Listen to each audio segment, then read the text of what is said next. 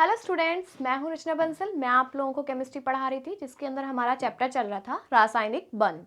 तो रासायनिक बंध के हमने 20 क्वेश्चंस देख लिए थे, अभ्यास प्रश्न देख लिए थे और आज हम स्टार्ट करने जा रहे हैं उसके आगे के क्वेश्चंस। तो चलिए स्टार्ट करते हैं। चलिए, एक तत्व Y का कोई तत्व है जिसका नाम क्या है Y, ठीक है। उसका निम्न अवस्था में वितरण, मतलब निम्न अवस्था में आद्य अवस्था में ही बोल सकते हैं, और कितना है इलेक्ट्रॉनिक विन्यास 2 8 7, मतलब इसके वैलेंस शेल में कितने इलेक्ट्रॉन हैं 7 हैं। और जब यह Y के बीच उत्तेजित होता है और यह परमाणु Y क्या हो जाए, उत्तेजित हो जाए, तो उसमें उपस्थित बंध होंगे।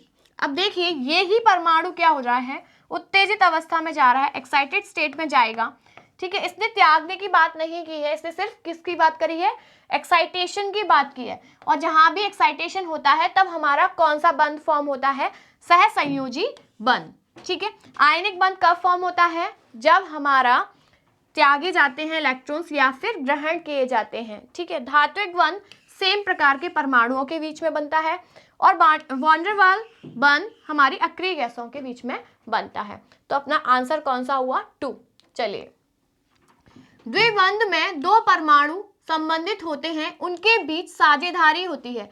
तो ये मैं आपको करा चुकी हूँ थ्योरी के अंदर कि द्विबंध जब बनेगा तब कितने इलेक्ट्रॉन की साझेदारी होती है, 2 इलेक्ट्रॉन की साझेदारी होती है। जब त्रिबंध बनता है तो हमारा 3 इलेक्ट्रॉन की साझेदारी हो रही होती है। तो अपना आंसर आएगा 2, ठीक है। चलिए, सहसंयोजकता है। सहसंयोजकता जो होती है वो क्या होती है, इलेक्ट्रॉन का स्थानांतरण होता है। दो परमाणुओं द्वारा इलेक्ट्रॉन की साझेदारी, केवल एक परमाणु द्वारा इलेक्ट्रॉन की साझेदारी, उपरोक्त में से कोई नहीं। तो देखिए, सहसंयोजकता क्या है, मतलब साझेदारी को ही बोला गया है। तो दो परमाणुओं के द्वारा इलेक्ट्रॉनों की साझेदारी जो होती है वो क्या कहलाती है, उसकी सहसंयोजकता कहलाती है। चलिए, अभी यह ज्ञात हुआ है कि कार्बन सब ऑक्साइड वीनस ग्रह के वायुमंडल एक अवयव है।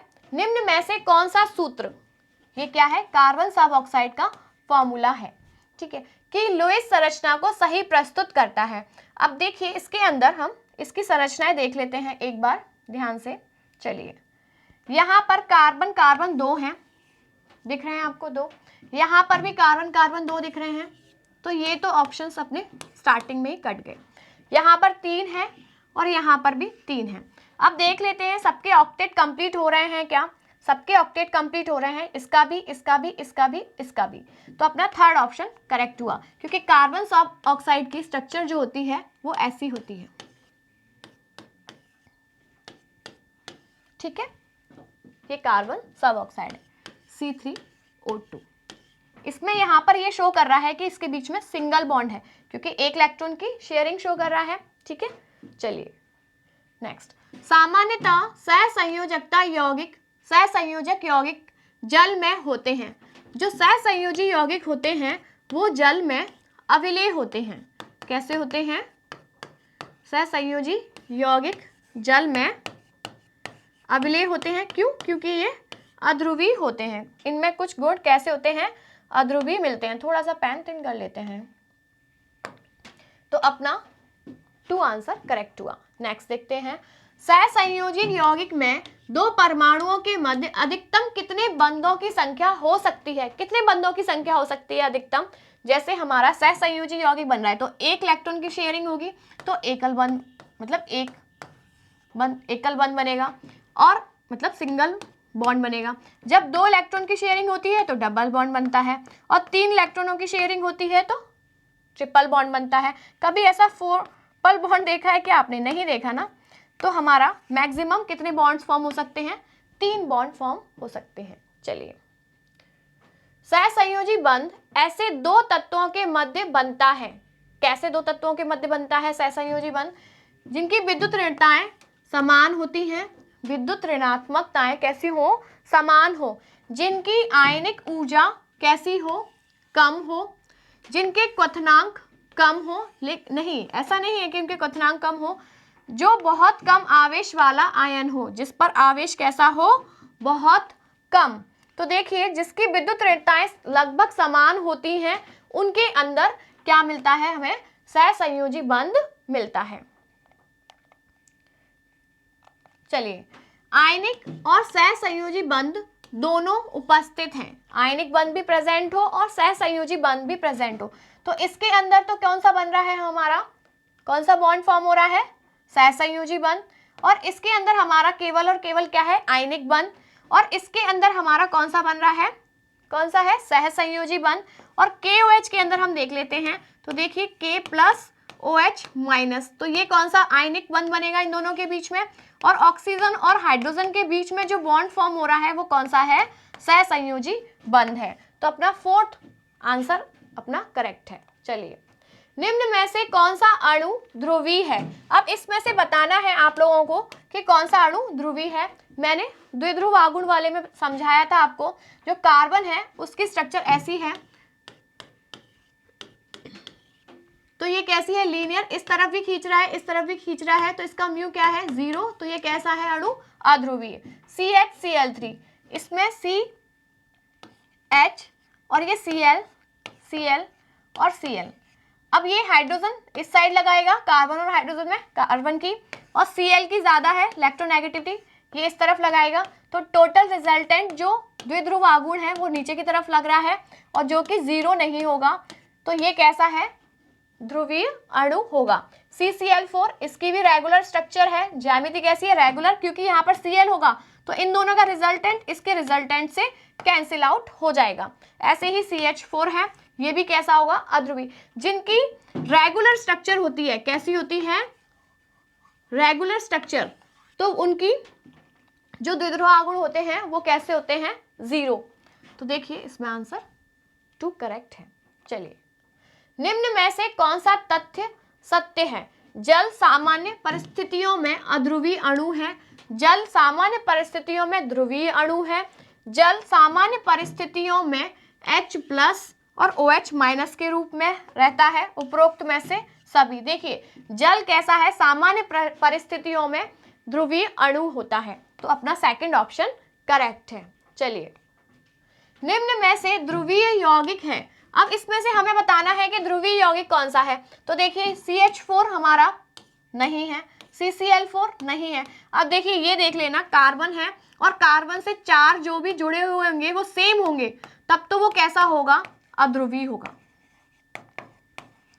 ठीक है, नहीं तो वो ध्रुवीय होगा। C2H6 सारे के सारे सेम जुड़े हुए हैं, तो ये भी कैसा है, अध्रुवीय। HCl, इसमें H प्लस Cl माइनस, ठीक है, तो ये कैसा है, अपना ध्रुवीय यौगिक है, ठीक है, क्योंकि यहाँ पर इलेक्ट्रॉन्स किस तरफ जाएंगे, Cl की तरफ, तो अपना इसका म्यू 0 नहीं आएगा, द्विध्रुव आघूर्ण 0 नहीं आएगा, तो कैसा होगा, ध्रुवीय होगा। चलिए, निम्न में से किसमें ध्रुवीय तथा अध्रुवीय दोनों प्रकार के बंध पाए जाते हैं। अब अपन को ये बताना है कि ध्रुवीय और अध्रुवीय दोनों प्रकार के बंध मिल रहे हैं, हमें वो पता करना है। अब इसमें देखिए HCN, इसमें तो ध्रुवीय मिल रहा है, देखिए H और CN, ठीक है, तो यहाँ पर Cn जो है इसकी इलेक्ट्रोनेगेटिविटी ज्यादा है, तो ये इलेक्ट्रॉन्स खींचेगी, तो ये कैसा है, ध्रुवीय।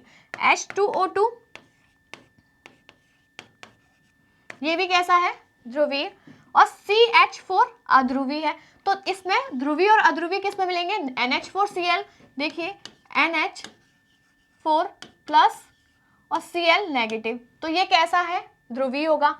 अब अगर हम इसकी बात करें NH4 पॉजिटिव की खाली, तो इसके अंदर हाइड्रोजन हाइड्रोजन हाइड्रोजन और हाइड्रोजन और प्लस, और ये कैसा हो जाएगा फिर, अध्रुवीय, ठीक है। तो ध्रुवीय और अध्रुवीय दोनों ही गुण मिल रहे हैं, 32 में फर्स्ट सही है। चलिए, निम्न में से कौन सा बंध अध्रुवीय है। अध्रुवीय बंध सेम उनके बीच में मिलता है ज्यादातर, ठीक है, वो भी कैसा हो जाता है, अध्रुवीय हो जाता है। अब NH, इनकी इलेक्ट्रोनेगेटिविटी में डिफरेंस है, तो ये नहीं होगा। CH, ये भी नहीं होगा। फ्लोरीन फ्लोरीन ये होगा, क्यों होगा, क्योंकि मैंने यही बताया था आपको, सेम द्विपरमाणुक अपना सम द्विपरमाणुक जो अणु होते हैं उनके बीच में कैसा मिलता है हमें, अध्रुवीय अणु होते हैं, जबकि वो दोनों सेम हो, Cl2 इन सब में क्या होगा, अध्रुवीय होंगे, OH ये क्या है, ध्रुवीय है। चलिए, निम्न में से किस अणु का द्विध्रुव आघूर्ण शून्य है, जो अध्रुवीय होगा उसका द्विध्रुव आघूर्ण कैसा होगा, शून्य होगा। अब किस में है ये तो आप देखते ही पता लगा दोगे, क्योंकि CO2 मॉलिक्यूल कैसा है, अध्रुवीय है। चलिए, कार्बन टेट्राक्लोराइड का द्विध्रुव आघूर्ण शून्य होता है, क्यों, क्योंकि ये मैं आपको बता चुकी हूँ इसकी संरचना कैसी होती है, रेखीय होती है। क्या कार्बन टेट्राक्लोराइड बोल रहा है भाई, ठीक है। तो इसकी संरचना मैंने आपको थ्योरी के अंदर बताई है, थ्योरी में आप पढ़ोगे, मात्र 15 मिनट की थ्योरी है, उसको आप अगर देखोगे उस वीडियो को, तो उसमें मैंने आप लोगों को सारा अच्छे से एक्सप्लेन किया हुआ है। ये सारे क्वेश्चंस आप लोग टिक कर सकते हो अगर वो आप लोगों ने ध्यान से देख ली है, ठीक है। तो उसके अंदर देखिए मैंने आप लोगों को बताया है कि CCl4 की स्ट्रक्चर कैसी होती है, चतुष्फलकीय होती है, और कैसी होती है, रेगुलर, नियमित, ठीक है। इसके अंदर चारों के चारों क्या है, क्लोरीन है, तो क्लोरीन, दोनों क्लोरीन इस तरफ लगा रहे हैं और इसका रिजल्टेंट, इन दोनों का रिजल्टेंट इधर आ रहा है और इसका इधर लग रहा है, तो म्यू इज इक्वल टू कितना आ जाएगा, 0। तो ये कैसा होगा, द्विध्रुव आघूर्ण इसका शून्य हो जाएगा। बी ऑप्शन अपना करेक्ट है, सेकंड ऑप्शन अपना करेक्ट है। कार्बन तथा क्लोरीन परमाणु की इलेक्ट्रॉन बंधुता समान है, नहीं, ये कोई रीजन नहीं है। कार्बन और क्लोरीन परमाणु की इलेक्ट्रॉन बंधुता समान है, ये भी कोई रीजन नहीं है, ठीक है। चलिए, निम्न में से किस अणु का द्विध्रुव आघूर्ण शून्य होगा, द्विध्रुव आघूर्ण शून्य बताने के लिए हमें सबकी स्ट्रक्चर पता होनी चाहिए। तो देखिए, अमोनिया, इसकी भी स्ट्रक्चर मैंने थ्योरी में बताई हुई है, NH, और यहाँ पर लोन पेयर ऑफ इलेक्ट्रॉन है, तो इसकी रेगुलर स्ट्रक्चर नहीं है, तो ये कैसा है, mu is not equal to 0, ठीक है। BF3 की स्ट्रक्चर हमारी कैसी है, समतली, कैसी है भाई, समतली है।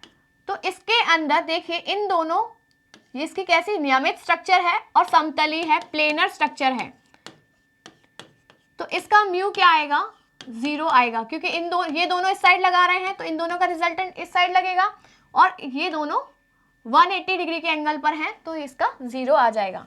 NF3 का सेम स्ट्रक्चर बनेगा, ClO2 का बनाकर देखेंगे, ठीक है। चलिए, NH3 तथा BF3 के मध्य बनने वाला जो बंध है उसकी प्रकृति कैसी होगी।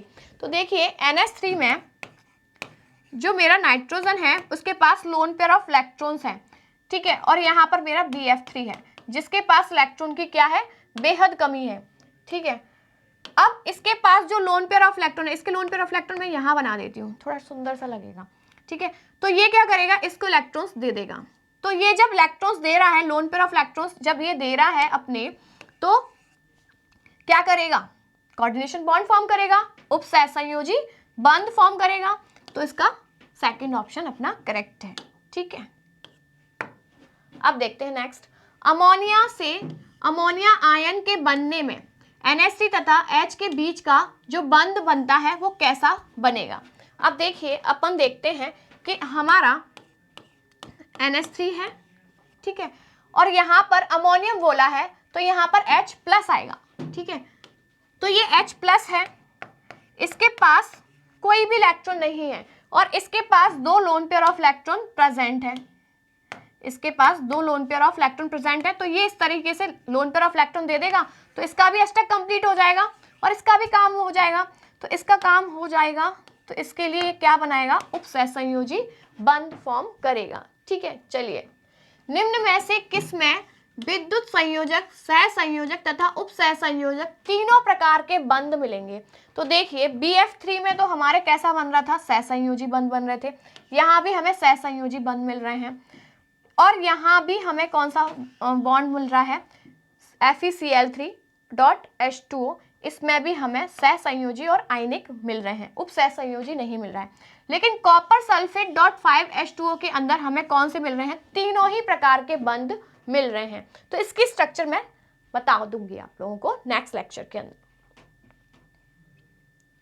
तो इनमें थर्ड ऑप्शन अपना करेक्ट है। चलिए, K4FeCN का होल 6 के अणु उपस्थित बंध है।